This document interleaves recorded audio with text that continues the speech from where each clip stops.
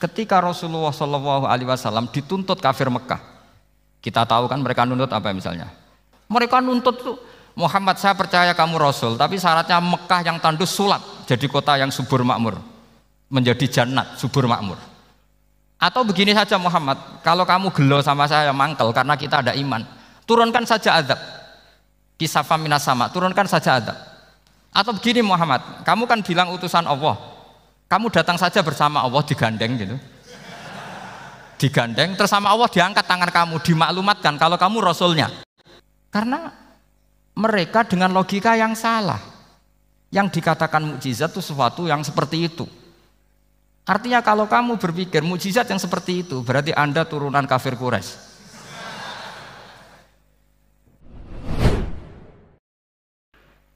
Kulo diminta panitia untuk bikin judul.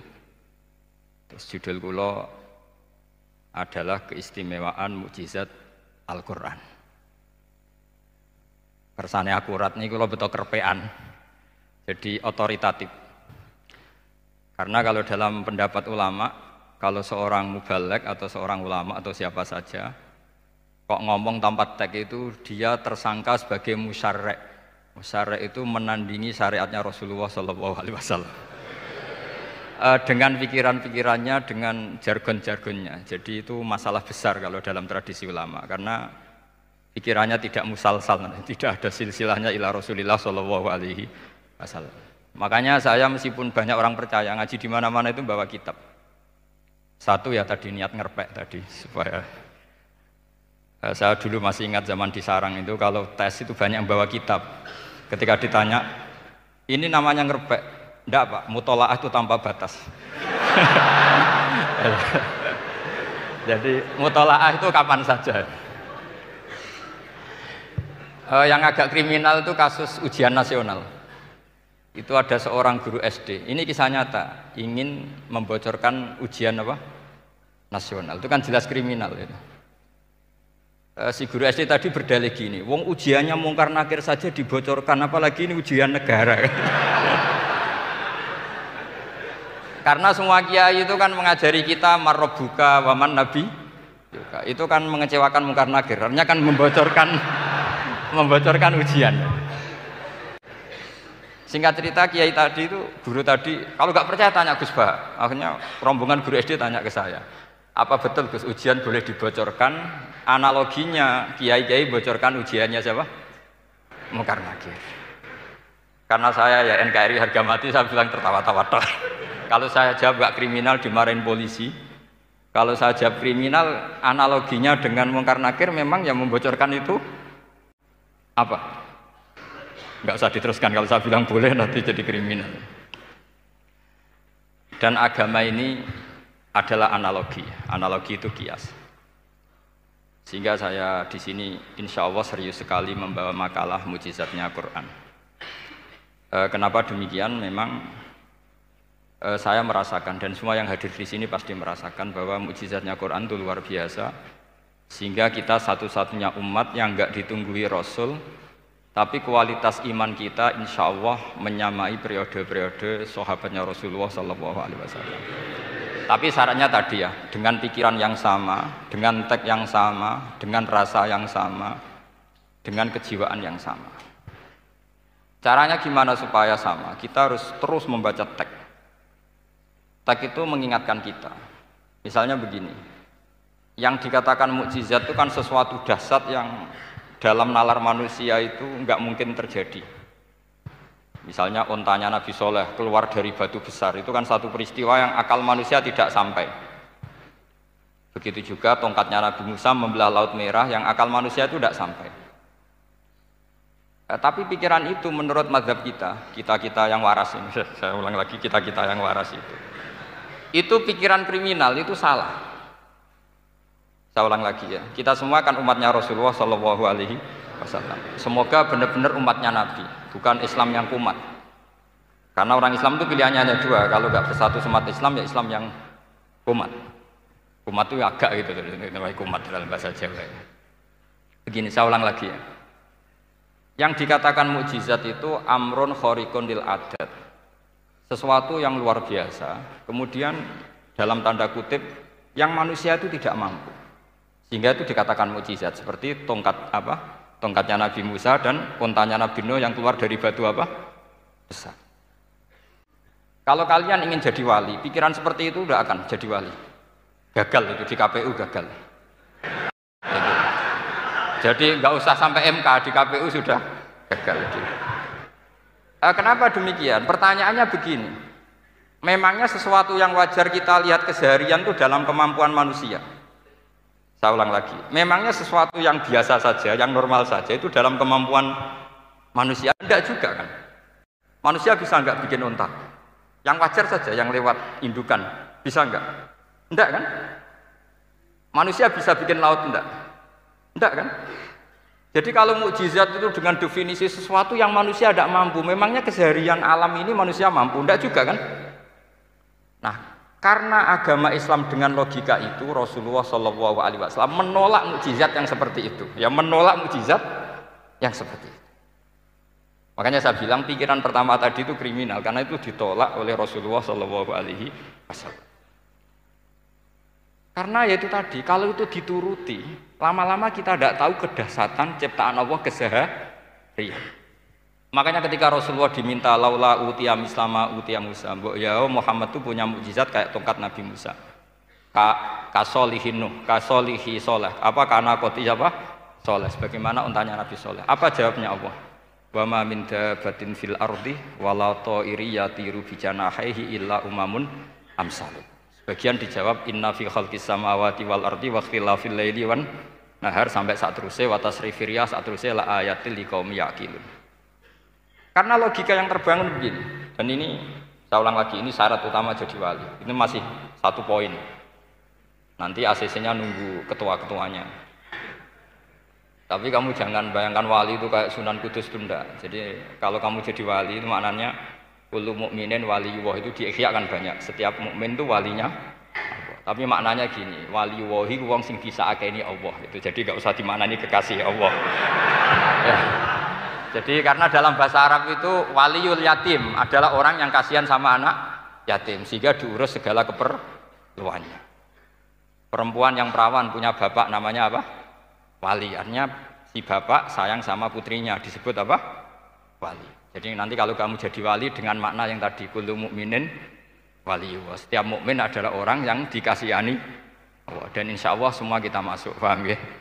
Ya, enggak wali songo itu baru maknanya waliyullah sing disayang Allah. Kayaknya kita belum daftar yang ke situ nanti itu ada urutannya. Saya ulang lagi ya. Kalau kita mengakui kudrohnya Allah nunggu mukjizat, yaitu nunggu tongkatnya Nabi Musa membelah Laut Merah, nunggu ada unta keluar dari batu, maka itu kecelakaan besar dalam tauhid, kecelakaan besar dalam kesaksian kudratullah.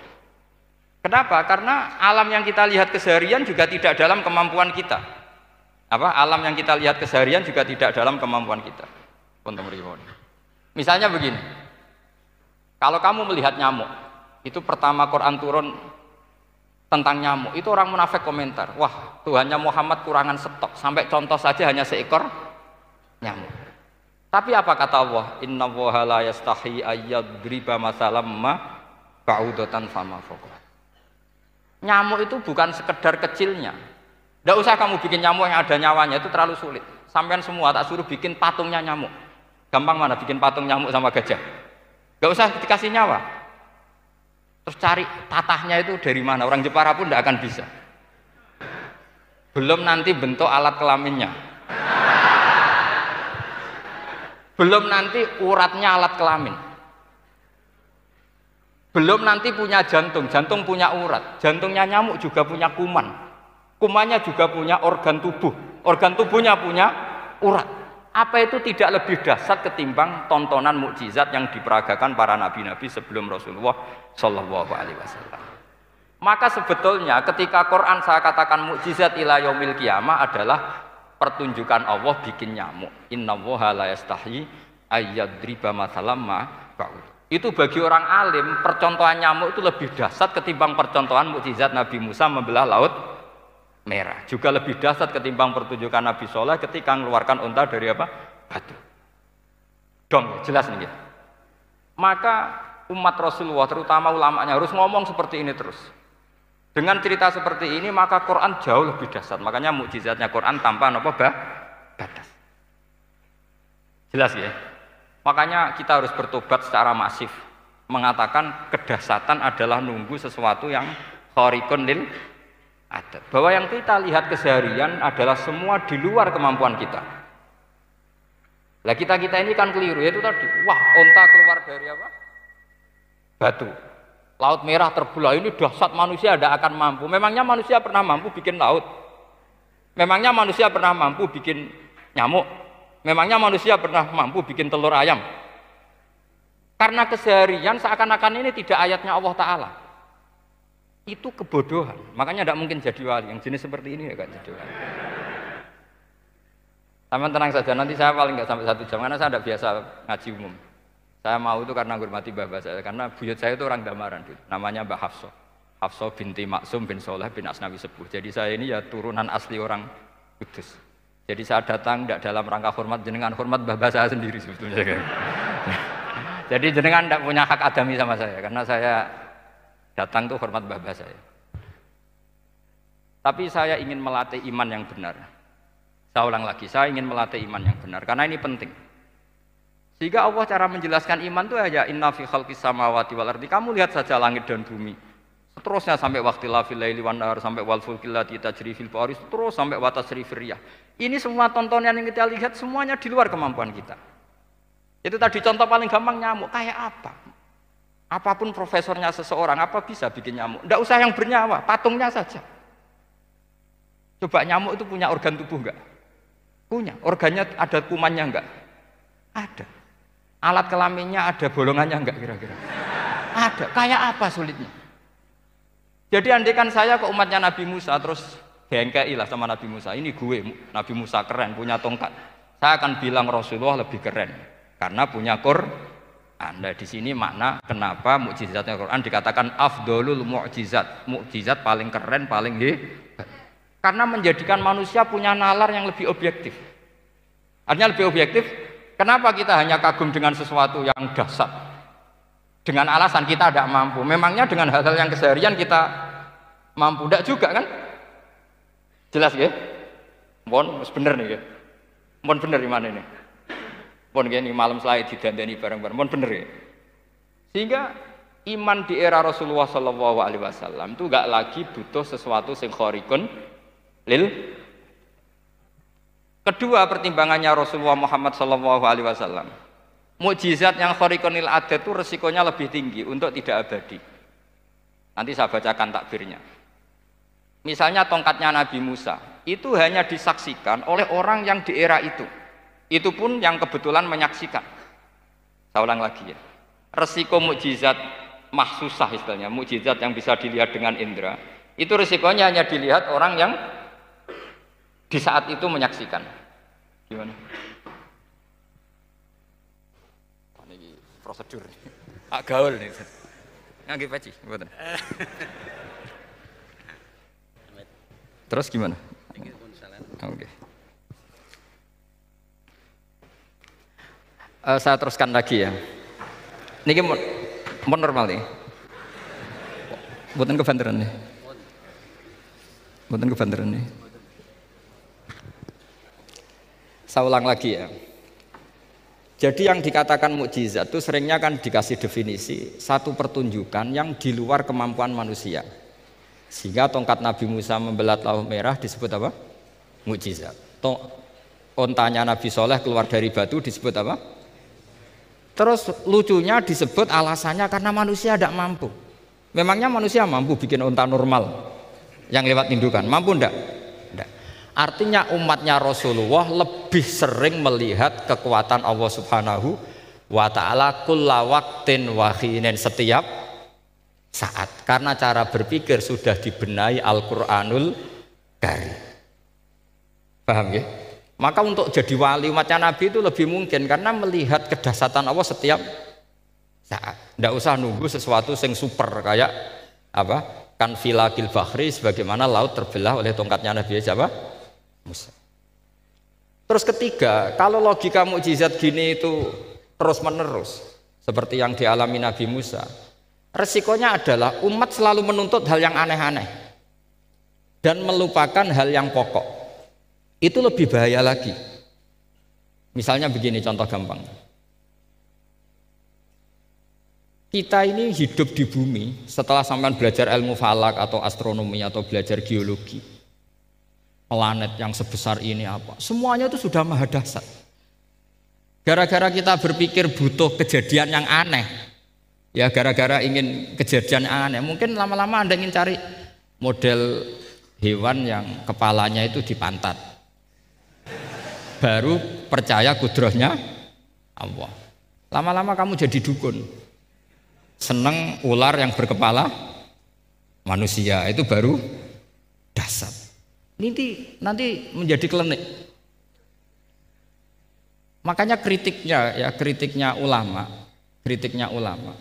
mukjizat itu tidak perlu dituruti. Karena kalau dituruti itu bahaya bagi kelangsungan kenormalan kita.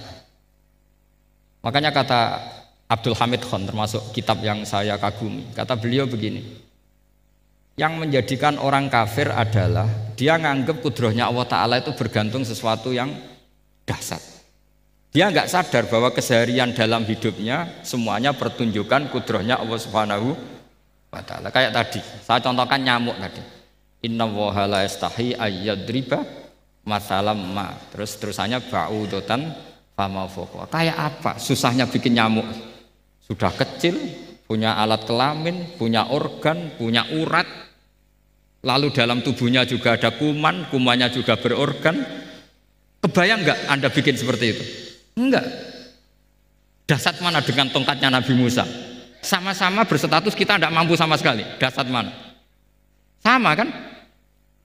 Nah, itu yang diinginkan Rasulullah Shallallahu Alaihi Wasallam, dan Al-Quran menggiring kita cara berpikir begitu terus.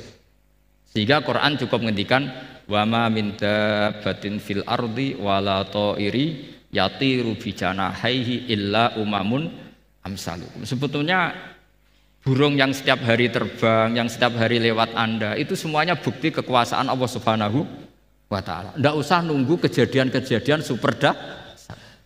Terus keempat, korbannya para kiai, termasuk saya. Jadi nanti kalau saya tidak bisa haji terbang, wah tidak kiai, tidak bisa terbang. Tidak bisa kayak Harry and Potter misalnya gitu, tidak bisa kayak Harry. Jadi nanti kiai juga dituntut gitu, bisa terbang kayak Aladin. Jadi nanti repot. Semua kebenaran agama bergantung pimpinannya ini punya kedahsyatan-kedahsyatan itu. Akhirnya celakanya apa? Ada orang yang pura-pura dahsyat tapi penipu, kayak kasusnya Dimas Kanjeng. Oh nggih. Mboten apa-apa, sing penting ini lancar mon. Nggih nggih.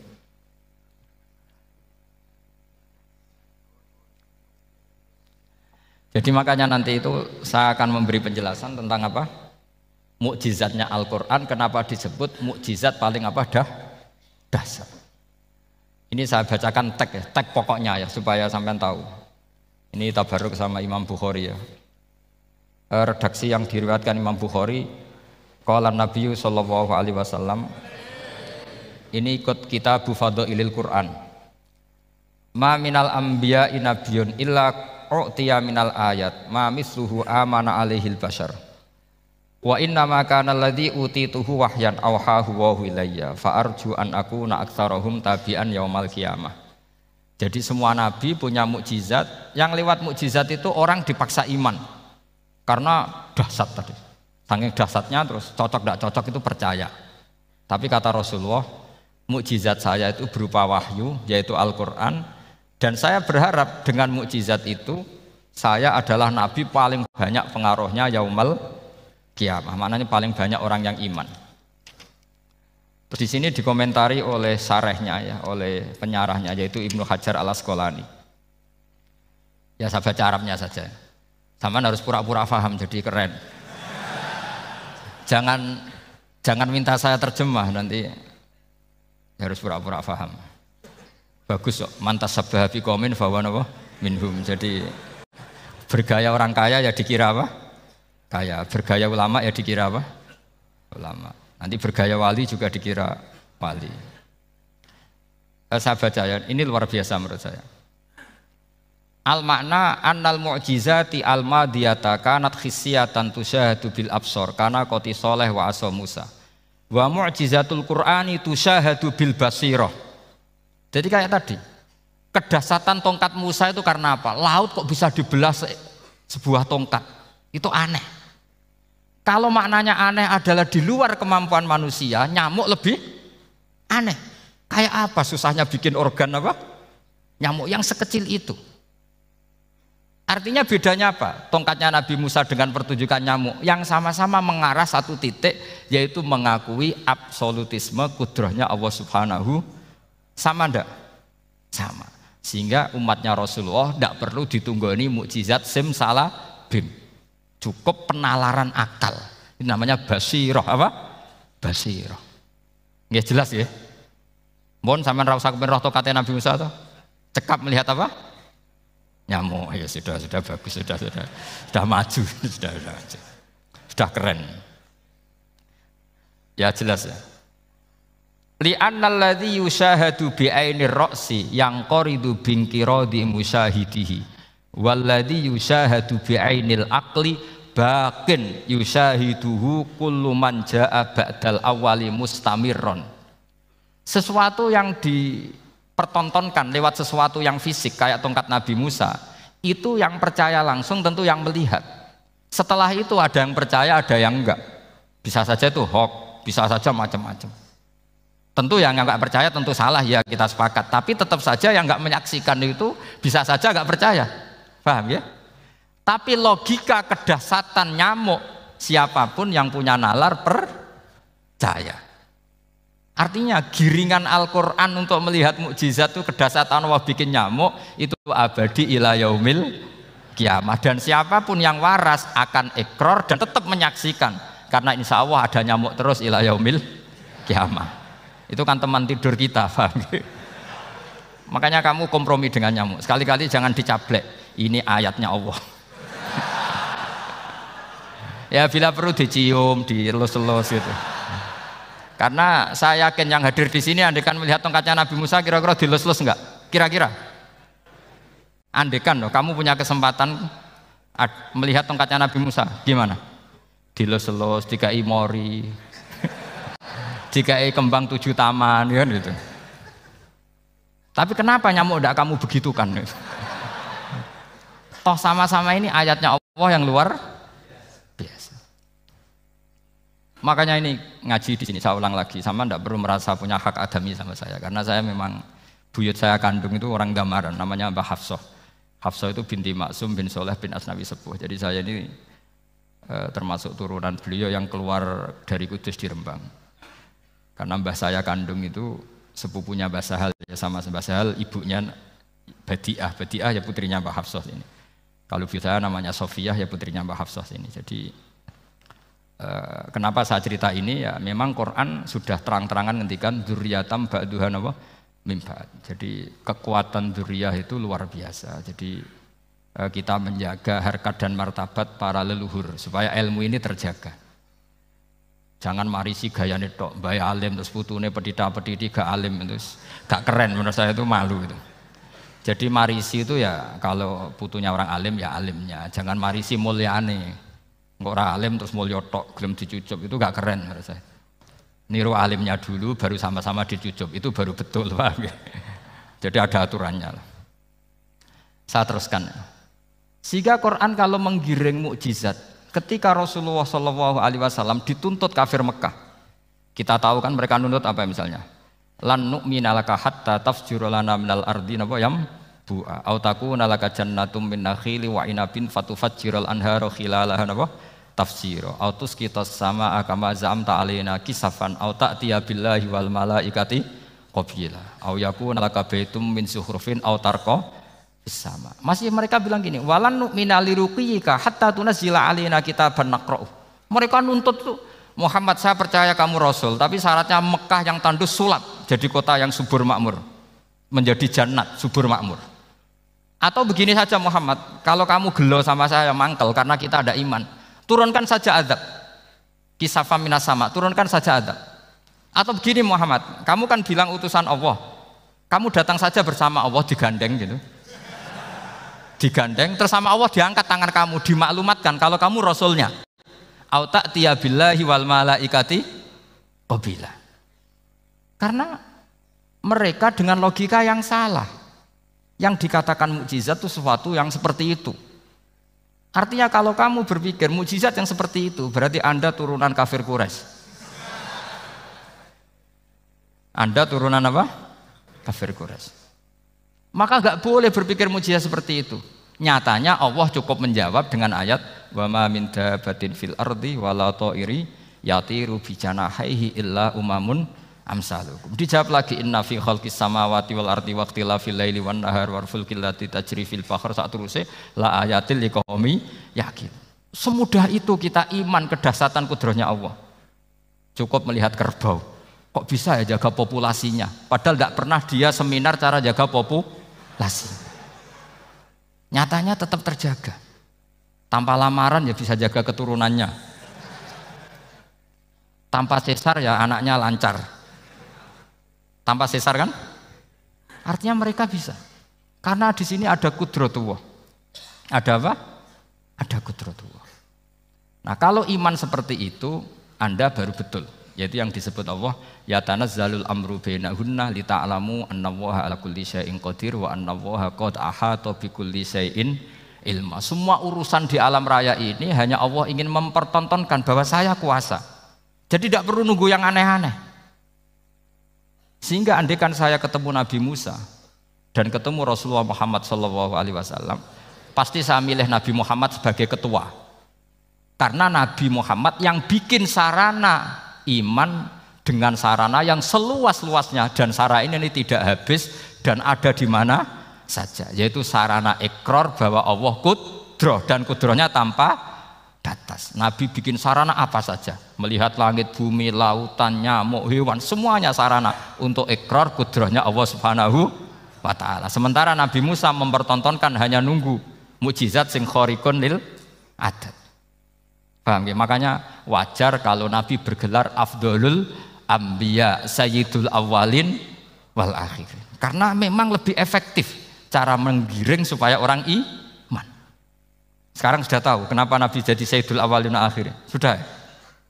Mungkin kemarin-kemarin tahu tapi gak tahu logikanya. Pokok iman. Selewat ke musola ngaji iman. Itu iman yang kurang betul itu, karena tanpa nadzor. Itu namanya taklid yang statusnya mukhtalaf alaih, masih disidangkan di MK, paham ya? Iman. Jadi iman taklid itu iman yang masih disidangkan oleh para ulama. Ada hakim yang bilang sah, ada hakim bilang tidak sah. Tanya anak-anak Qudsiyah. Imanul muqallid itu mukhtalaf alaih apa mujma' alaih? Mukhtalaf alaih. Kalau imanu ahli nadzar mujma' alaih. Insyaallah barokahnya ngaji ini semuanya min ahli nadzar, apa? Min ahlin, jangan amin sudah jadi, ini sudah jadi ini. Kalau amin kan masih berdoa, bisa makbul bisa ndak boleh iman kok. Ayo iman kepada Allah dan Rasul, amin, ndak boleh. Sesuatu yang pasti ndak boleh diamini, itu kan jadi kacau nanti. Harus bilang apa? Sami'na wa ta'na. Nanti lama-lama kamu disuruh Allah, ayo sholat, amin. Ndak boleh, jadi amin itu ada itu. Ada aturannya. Tapi bukan berarti saya nyalahkan jenengan, enggak. Ya memang salah gitu. Jadi kan. Ya saya memang statusnya salah. Ya saya ulang lagi ya. Berarti Rasulullah adalah Rasul yang sukses membuat sarana orang kembali ke Allah, mengakui kudrohnya Allah dengan sarana apa saja. Melihat rumput, melihat hewan, dan hewan itu ya apa saja. Gabah itu apa saja. Hewan yang melata di bumi apa saja, semua bukti kudrohnya Allah. Bahkan Rasulullah sukses membiarkan umatnya enggak ditunggui beliau tetap iman. Mergo ditunggui konsep sing super ngene kok Al-Qur'anul Karim. Jelas ya? Tapi caranya memahami ya seperti yang saya terangkan ini. Ya saya baca lagi ya yang jadi annal mu'jizati, pakai jama' mu'annas salim, annal mu'jizati al-madiyata, mukjizat-mukjizat yang sudah kelewat itu kanat khisiatan, bersifat fisik, tusyahadu bil absor, hanya bisa dilihat dengan mata kepala. Karena qoti soleh wa aso Musa Wa mu'jizatul Qur'ani tusyahadu bil basirah. Sementara mukjizatnya Quran disaksikan dengan mata hati dan setiap orang punya mata hati. Fayakunu man yattabi'uhu li ajliha aksar. Li anna alladhi yusyahadu bi ainir ra'si yang qaridu bingkiradi musyahidihi. Walladhi yusyahadu bi ainil aqli baqin yusyahiduhu kullu man jaa ba'dal awal mustamirron. Sesuatu yang dilihat dengan mata kepala, setelah para saksi ini meninggal, maka setelahnya mencari-cari, bisa percaya bisa enggak. Tapi mukjizat yang disaksikan mata hati, siapapun percaya dan sampai ila yaumil kiamah. Dan tentu Quran lebih unggul dalam hal ini. Dan insya Allah kita semua adalah ahli Quran.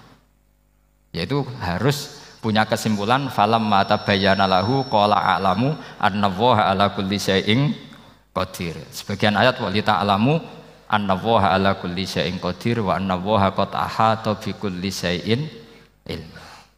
Itu kenapa mukjizat Al-Qur'an dasar.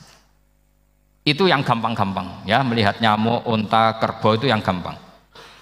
Anda tak naikkan kelas sedikit menjadi agak ilmiah. Misalnya begini, kamu ahli falak. Misalnya kamu ahli falak. Misalnya kayak Batu Rehan ya. Itu pasti tahu kalau matahari dan rembulan dibikin Allah itu asyamsu wal qamaru bihusban. Bahwa matahari dan rembulan dibikin ini untuk hisab. Walladzi ja'ala syamsa diya'a wal qamara nuran wa qaddarahu manazila li ta'lamu 'adadas sinina wal hisab. Sehingga ketika ternyata betul Samsiyah bisa dihitung menjadi tahun Samsiyah, yang oleh bahasa milenial disebut Masihiyah. Sayyidina Umar agak tersinggung. Sebetulnya yang namanya hisab itu tidak ada hubungannya dengan Masehi dan Hijriyah, itu tidak ada. Semua berdasar matahari atau apa? Rembulan. Lah sialnya yang Samsiyah ini oleh bahasa internasional disebut apa? Masihiyah. Makanya Sayyidina Umar marah terus bilang ya sudah kalau gitu Qamariyah bikin apa? Hijriyah. Jadi itu sebenarnya nama politik. Sebetulnya kalau objektif yang jadi ukuran ya Samsiyah sama Qamariyah. Berhubung ini sudah diambil tetangga partai sebelah, akhirnya ya kira-kira gitu loh. Jadi kira-kira seperti itu. Akhirnya kita namanya apa? Hijriyah, apa Samsiyah sama apa? Hijriyah. Sebetulnya yang asli ya Samsiyah, Qamariyah. Tapi nggak apa-apa lah. Dunia itu mesti ada politiknya. Lah yang repot orang-orang fanatik hukum pakai bahasa nasional itu repot. Jadi misalnya kematian Yesus Kristus itu mesti Batu Rehan kan nggak percaya. Akhirnya ditambahi kematian Sibeh. Karena kalau bilang iya kan percaya. Makanya ditambahi apa? Sibeh. Karena menurut orang Islam berkeyakinan Nabi Isa itu nggak terbunuh. Maka ditambahi apa? Sibeh. Saya dulu pernah usul. Karena beliau itu kalau manggil bahasa itu bude. Jadi saya pernah sowan usul. Mbak ditulis gini saja, Mbak. Kematian Yesus dalam kurung katanya. Tapi mungkin terlalu vulgar ya. Jadi akhirnya dibikin apa? Sibeh ya. Di kalender Kudus kan apa? Sibeh ya, ditambahi Sibeh. Ya nggak apa-apa lah. Yang penting keyakinannya masih benar gitu. Jadi masih benar. Kalau usulan saya terlalu ekstrim, masa dikasih apa? Katanya. Ya karena memang begitu kan, kita berkeyakinan Nabi Isa itu gak terbunuh. Wa ma qataluhu wa ma sholabuhu walakin syubbihalahu. Jadi ini saya teruskan. Ini paling masih seberapa jam ini. Kalau kelamaan sampai dolim itu ganggu kiai lama-lama gitu. Saya tadi sudah bilang sama panitia, orang Indonesia itu gak sopan. Kalau suka kiai itu didatangkan, itu agak masalah sebetulnya. Dalam etika itu masalah. Kalau seneng kiai ya sowan ngaji, jangan sowan di dalam, itu ganggu ya, sowan ngaji saja. Dulu Imam Malik itu anaknya raja itu, Imam Malik itu seangkatan dengan Harun Ar-Rasyid. Makanya jangan berharap kalau saya gampang diundang. Bukan karena saya sombong, memang etikanya seperti itu. Jadi Imam Malik diminta datang ke istana untuk ngajar anak-anaknya Harun apa? Ar-Rasyid. Masyhur Imam Malik tersinggung terus kata bilang al ilmu yu'ta la ya'ti. Ilmu itu disowani bukan sowan. Akhirnya Harun Ar-Rasyid minta anak-anaknya datang ngaji ke Imam Malik. Itu anak presiden. Imam Malik berani al ilmu yu'ta la ya'ti. Tapi kalian beruntung karena saya hormat sama mbah-mbah saya di sini. Wong makom buyut saya itu ya berarti apa ya? Selatannya makamnya Sayyid Ja'far Shadiq itu di situ kan ada makamnya Mbah Soleh, Mbah Maksum itu mbah saya. Nah, makanya dulu saya ngaji di sini lama di Damaran itu, maksudnya lama itu ya mungkin setahun. Karena saya memang mulai kecil di Sarang sampai sekarang saya masih ngajar di Sarang. Tapi dulu cukup ya karena saya kesini sudah hafal Quran jadi hanya setor setiap hari satu juz jadi cepat lah. Saya tidak punya masalah ingatan, alhamdulillah, jadi cepat hafal. Saya terangkan lagi ya, ini penting ya masalah mukjizatnya Quran. Selama ini orang tuh mau bilang tok, mukjizatnya Quran itu dahsyat, tapi nggak bisa menerangkan. Itu masalah. Makanya kita harus bisa menerangkan mukjizatnya Quran dahsyat itu apanya. Yaitu tadi, tongkatnya Nabi Musa hanya disaksikan oleh orang yang di era itu. Toh tujuannya mukjizat adalah diakui kemudian orang menjadi iman. Lalu Rasulullah SAW beliau sudah intaqala ila rafiqil a'la. Tapi konsepnya Quran menjadikan orang yang enggak ditunggui beliau tetap iman ila yaumil kiamah. Itu yang maksud fa'arju an akuna aktsarahum tabi'an yaumal kiamah. Mukjizat saya itu cukup Quran kata Nabi dan dengan mukjizat itu orang akan iman ila yaumil. Caranya seperti ini. Karena tadi sedahsyat-dahsyatnya mukjizat tujuan utama orang terdikte supaya ikror ngakui kudrohnya Allah. Lah ngono kok ngenteni tongkat sakti lah opo? Cukup deloknya mau. Paham nggih? Jelas ya? Alhamdulillah mau naik kelas ini sudah benar ini sudah benar. Terus kedua begini, kedahsyatan Quran lagi. Quran itu bisa merunut mentartibkan logika, bahkan logika ini logika yang universal. Siapa saja merasakan logika itu. Misalnya begini, dulu orang kafir itu punya Tuhan banyak, tentu yang dipertuhankan ya mana? Yang dipertuhankan itu banyak, karena pikiran mereka urusan banyak, problem banyak, ya Tuhannya harus banyak. Ada BPKB 3D kan, istri cerewet macam-macam lah, itu kan problemnya banyak, maka Tuhannya harus banyak. Karena Tuhan itu maknanya penyelesai masalah. Sehingga kalau masalahnya banyak, Tuhan harus banyak. Ketika Rasulullah membawa konsep satu Tuhan, mereka janggal. Makanya mereka bilang, aja'alal alihata ilaha wahida inna hadza lasyai'un ujab. Masa Tuhan satu? Ini aneh, nggak bisa. Tuhan harus banyak karena masalah kita banyak. Itu terpatri di otak mereka terpatri. Lalu Nabi dengan santai diajari Allah menerangkan.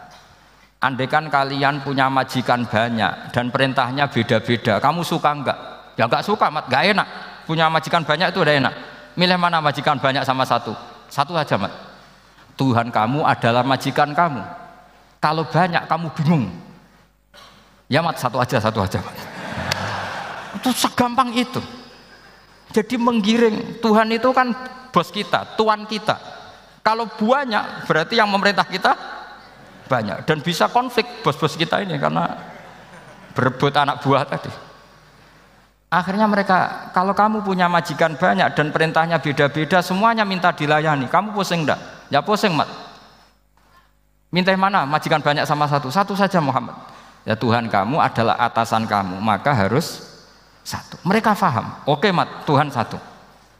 Itu yang dimaksud dorobawaw matalar rojulan fihi syuraka umutasyakisuna wa rojulan salamal lirojul hal yastawiyani masalah langsung alhamdulillah. Karena mereka yang paling bodoh pun paham dengan logika itu paham.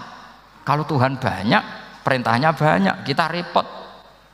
Maka Allah bikin satu masalan yaitu rojulan fihi syuraka umutasyakisuna wa rojulan salamal lirojul. Satu lelaki, satu bos, satu perintah. Kayak apa mudahnya Allah.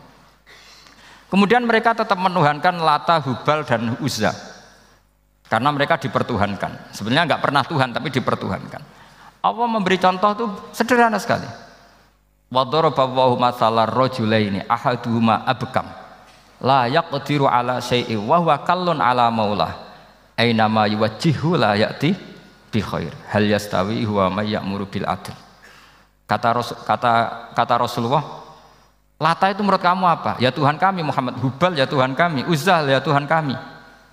Lalu kalau mereka kotor ya saya mandikan, kalau hidungnya coplok ya saya tata.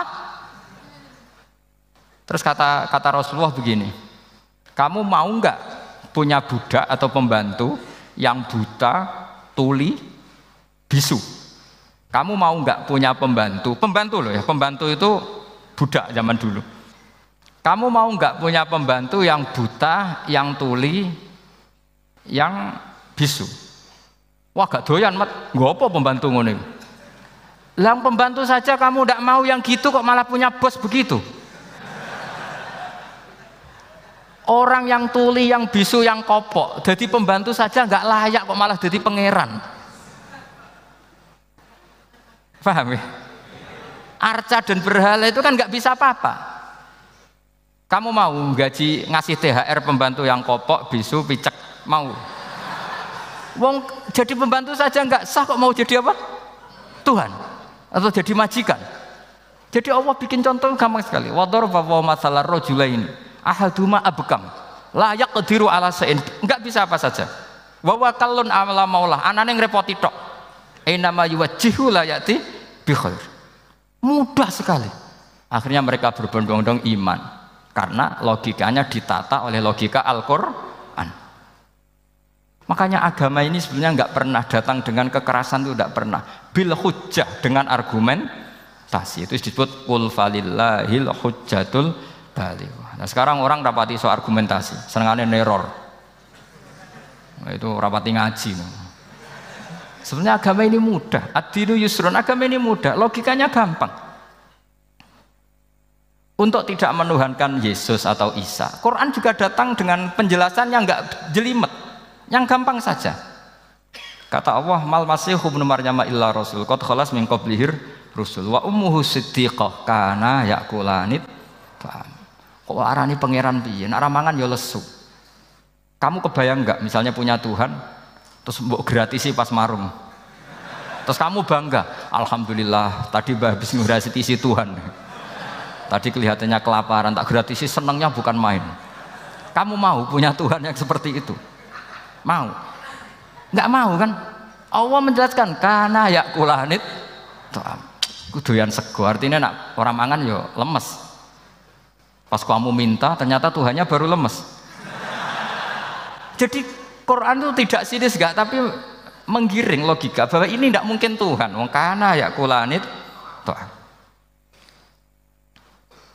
Gampang kan? Itu gampang. Gampang sekali, logika Quran itu gampang sekali.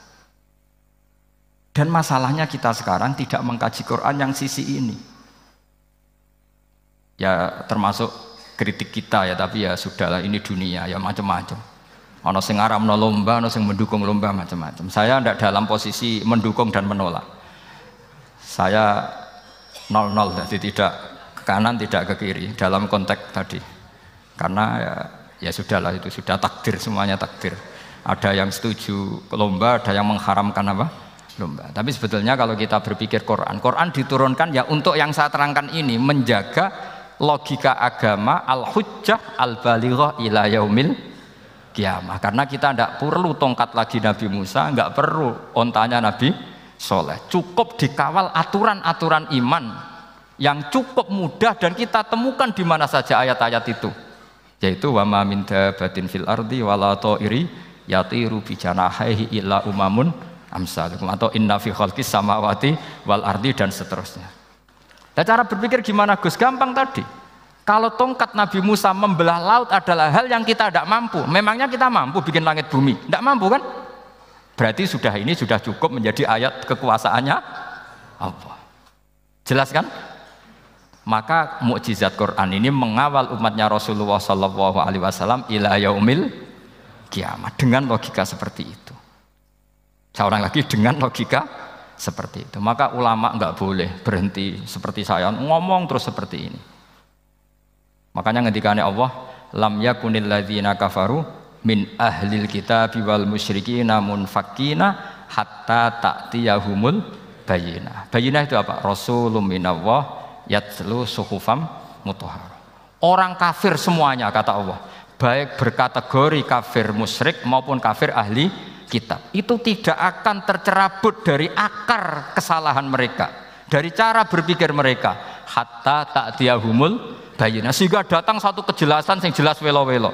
Itu apa? Rasulun minallah yatslu suhufam mutahhar, yaitu rasulnya Allah yang membaca sahifah-sahifah suci, maknanya Al-Qur'an. Untuk menafikan ketuhanan berhala, ketuhanan Yesus, kita cukup dengan konsep Quran. Kayak tadi kana yakulanit, termasuk untuk menafikan Tuhan balita, paham ya? Tuhan apa? Fir'aun. Ini contoh terakhir, sampean siap-siap saja selesai. Karena saya memang mau selesai ini, bukan guyon, memang mau selesai. Karena menurut saya mukjizatnya Quran itu jelas. Jadi diterangkan seperempat jam ya jelas, 10 menit ya jelas. Kalau kamu butuh lama, berarti kamu menyaksikan kejelasan Al-Quran. Dan itu kriminal besar itu. Kalau nggak boleh dibahasakan murtad besar, ya kriminal apa besar. Nggak, ini nggak guyon, betul itu. Saya tadi mau nyontohkan apa tadi? Tuhan balita ya. Fir'aun itu berdebat sama Nabi Musa. Singkat debat begini, kalau nggak salah di J19, kalau nggak salah di surat Syu'ara, dicari sendirilah. Pertama ditanya gini, Musa kamu kesini ada apa? Ya bawa konsep Tuhan, yang jelas itu tidak kamu ya. Lalu Tuhan kamu siapa? Rabbus samawati wal ardi, yang menuhani langit dan bumi. Si Fir'aun masih berkelit. Begini, soal yang di bumi, saya jalan-jalan kemana-mana, setahu saya yang jadi Tuhan saya. Ma'alim tulakum min ilahin apa? Ghairi, di mana-mana yang dituhankan saya. Soal kemungkinan di langit begini, tunggu saya. Terus di Haman dipanggil, ya Haman ibnili sorkhalla ali abluhul asbab as-samawati fa'attali'a ila ilahi Musa. Haman, bikinkan saya piramida yang tinggi. Saya mau lihat Tuhannya Musa, apa betul ada? Padahal andikan terjadi piramida kan Tuhan pun nggak bisa dilihat. Wong sampean yang wali saja tidak bisa melihat. Wali tadi yang sing disakeni Allah tadi itu aja nggak bisa melihat. Apalagi Fir'aun. Akhirnya Nabi Musa sadar bahwa logika itu tidak masuk ke Fir'aun, tidak masuk. Padahal ada pengawalnya banyak. Dan karena semua Nabi fatona, itu ibarat mobil ganti gigi. Ganti gigi, ganti argumentasi. Gini saja, yang menuhani leluhur kamu, mbah-mbah kamu. Wah, itu sontak kaget Fir'aun. Pengawalnya ya kaget. Oh iya, kalau Fir'aun ini Tuhan, mbah-mbahnya tanpa Tuhan. Kan Tuhannya datang terlambat. Berarti mbah-mbahnya dulu itu tanpa Tuhan, karena ini ada Tuhan balita itu ada itu. Akhirnya hampir separuh, mungkin hampir semua pengawalnya Fir'aun itu iman semua. Meskipun yaktumu imanahu, ini yang diceritakan Quran, wa qala rajulun mu'minun min ali fir'auna yaktumu iman. Karena runtuh, semua logika Fir'aun sebagai Tuhan itu runtuh. Hanya dengan logika, kalau kamu Tuhan, lalu mbah kamu Tuhannya siapa? Fir'aun mangkel. Wah bahaya logika Musa, tangkap Musa, udah gak debat lagi. Kayak apa mudahnya logika Quran untuk menafikan ketidaktuhanan Fir'aun. Yaitu mengatakan Rabbukum wa Rabbu abaikumul awali. Karena dikatakan Tuhan langit, Fir'aun masih berkelit. Nanti dulu, saya mau bikin piramida. Mau saya lihat ada enggak Tuhan kamu. Nabi Musa langsung ganti gigi, yang nuhani mbah-mbah kamu. Orang kan berpikir, ini kalau Tuhan betul, lalu orang-orang dulu Tuhannya siapa? Kan Tuhannya datang terlambat. Nah itu lagi-lagi. Dan kita baca Quran itu ila yaumil kiamah. Makanya tidak ada umatnya Rasulullah SAW kemudian imannya itu ada syak, nggak ada sama sekali. Karena dzalikal kitabu la raiba fihi mir rabbil alamin. Nggih, mun cekap nggih. Mumpun gampang nih. Masalah sampean kalau masalah. Jadi karena kebenaran Quran itu adhar wa adhar, sangat jelas. Sehingga nggak perlu butuh orasinya saya. Sebenarnya nggak perlu. Saya yakin, sampean sebelum saya terangkan ya sudah iman, sudah betul. Ini kan akal-akalan saja saya dimanfaatkan. Ya. Karena ya menurut saya itu ya sudah adharu min samsi dhahira kalau dalam bahasa Arab. Kebenaran sejati itu lebih jelas ketimbang matahari di siang hari. Karena ya tadi logika. Ya saya tambah satu contoh lagi, semoga ini selesai betul. Kemudian Quran misalnya gini, sampean tak bedai. Kamu bisa melihat itu karena apa? Ini misalnya apa? Kertas yang saya bawa ini kan kuning. Kamu bisa melihat itu karena apa? Mata kan? Nah itu masalah. Karena melihat kamu dengan mata, sekali ini tak tutupi, kamu tidak tahu. Atau kamu jauh menjadi tidak tahu. Karena mata bisa terhalangi oleh jauh atau tertutupi. Beda dengan Allah. Allah itu kalau merumuskan tahu itu bukan karena melihat, karena menciptakan. Makanya Allah bilang ala ya'lamu man khalaqa. Apakah tidak tahu orang yang membuat? Misalnya ini, kertas ini kuning. Sama saya tak tutup begini. Kemudian kitab ini tak tinggal, saya datang ke Jakarta. Saya tetap tahu enggak kalau dalam ini ada kertas kuning? Tahu, karena saya yang menciptakan. Paham ya? Kamu bangun satu bangunan, di dalamnya ada besi ukuran sekian. Di situ kamu menyimpan emas setengah kilo. Setelah kamu pergi kemana-mana masih tahu enggak? Tahu, karena kamu yang menciptakan. Sehingga ketika kita janggal, masa Allah pirsa semua alam ini? Logikanya gampang, masa yang bikin tidak tahu. Makanya Allah bilang ala ya'lamu man khalaqa. Paham ya?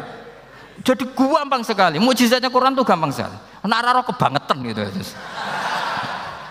Ampun nggih, Al-Fatihah. A'udzubillahi minasyaitonir rajim. Bismillahirrahmanirrahim. Alhamdulillahirabbil alamin arrahmanir rahim.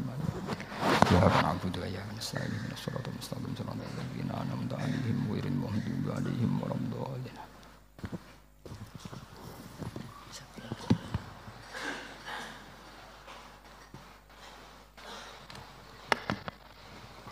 Yang doa siapa? Enggak usah doa.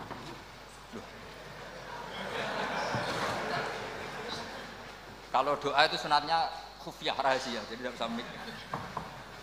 Bismillahirrahmanirrahim. Wala alihi washabbihi wa baraka sallam. Wa maj'alna mutahabbina fika mutanasina mutanasina fika mutabayyina. Waj'alna ya Allah ma yaqumu bi hadhihi